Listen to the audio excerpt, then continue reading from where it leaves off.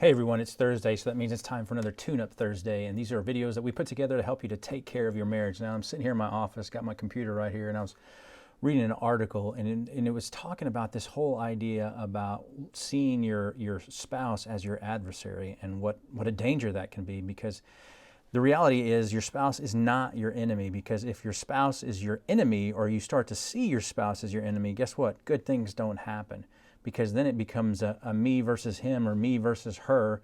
And what you're trying to do is win as an individual. You're not trying to win for the marriage. And we have to make sure that we recognize who the real enemy is. The real enemy is selfishness, or the real enemy is where we let something or someone creep in and seek to tear us apart. And actually, if we would just be real honest, the real enemy to our marriage is the ultimate enemy. It's the devil. The devil wants to do, the Bible talks about this, to steal, to kill, and destroy. And it crawls around, seeking for someone to devour. It's the enemy is real, and it wants to attack our marriage. And the way that it attacks our marriage is it makes us turn against our spouse and to start to see our spouse as our enemy.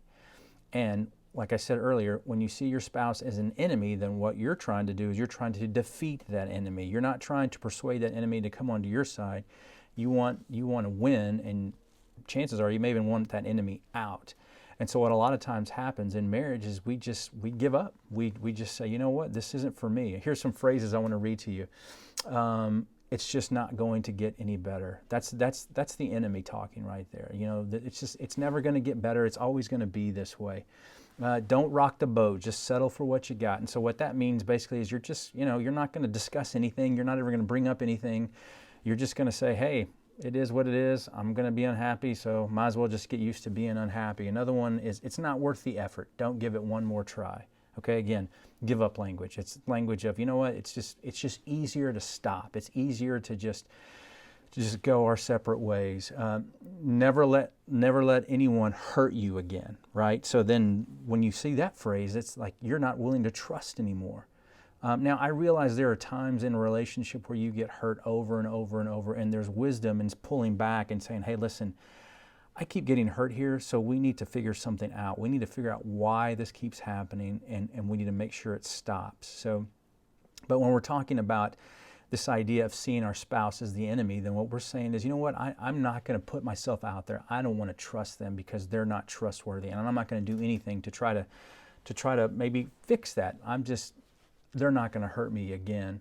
Next one I see here is, you do your thing and I'll do mine. Man, this is where you start to become roommates, where you just go, you know what, we'll pay the bills, we'll share the chores, we'll take care of the kids, but you know what, when it comes to the marriage, you do you, I'll do me, and we're not going to worry about the us. Just take care of each other. And here's what a dangerous thought. Another one it lists is, I should have never married him, or I should have never married her. When you get to that point, that's just, you are on the edge of divorce. One more step and you're over the cliff. And that's a horrible attitude to have. It's a horrible thing to think, because here's the deal. When you're thinking this way, chances are all you're focused on is about the here and now.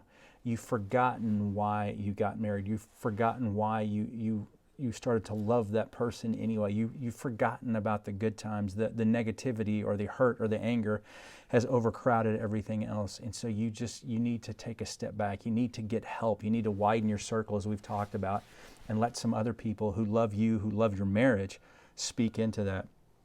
And another dangerous one like that is, you know what, I'd be happier if I was with someone else, or someone else wouldn't do this to me. Or maybe you've already got a name in your head, like so-and-so. When I'm with so-and-so, they never treat me like this, or they're always listening, or they're always good to me, or they're always whatever.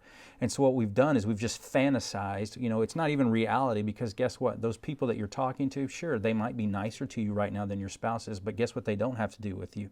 They don't have to live with you. They don't have to put up with the day-to-day stuff that you and your spouse go through. So sure, that's going to look like a better relationship. That's going to look like where he or she treats me better. It's because they don't spend all the time with you that your spouse normally does. And so you have to be careful that you don't make your spouse the enemy. You have to identify the enemy. It's not your spouse.